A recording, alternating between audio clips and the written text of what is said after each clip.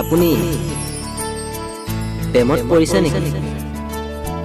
নে প্ৰেমত পৰাৰ সপোন দেখি আছে? যদি আপুনি ভাবিছে প্ৰেমত পৰাৰ কথা, তেনেহ'লে আপোনাৰ ভাইৰাছ নথকা মেমৰিখনৰ পৰা সেই কথাষাৰ ডিলিট কৰি দিয়ক। হয়তো প্ৰেমেই কাৰোবাৰ সপোন গঢ়িব আৰু কাৰোবাৰ সপোন ভাঙিব। যদি আপুনি প্ৰেমত পৰিছে, তেনেহ'লে আপুনি এজন প্ৰেমিক নহয়, আপুনি হৈ পৰিব এজন চাৰ্কাছৰ জোকাৰ,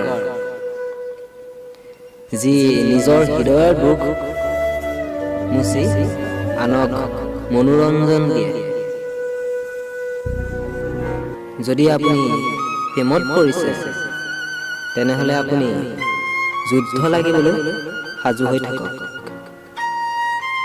যিখন যুদ্ধত কোনো অস্ত্ৰ নোহোৱাকৈ আপোনাক ঘায়ল কৰি থৈ যাব,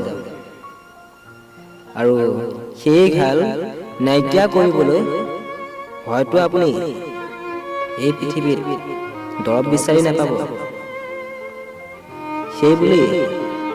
সেইবুলি আপুনি প্ৰেমক ঘৃণা নকৰিব, যাক মই সন্মান কৰোঁ। প্ৰেম কৰক, সৎ চিন্তাৰে সৎ পথেদি আগুৱাই যাওক।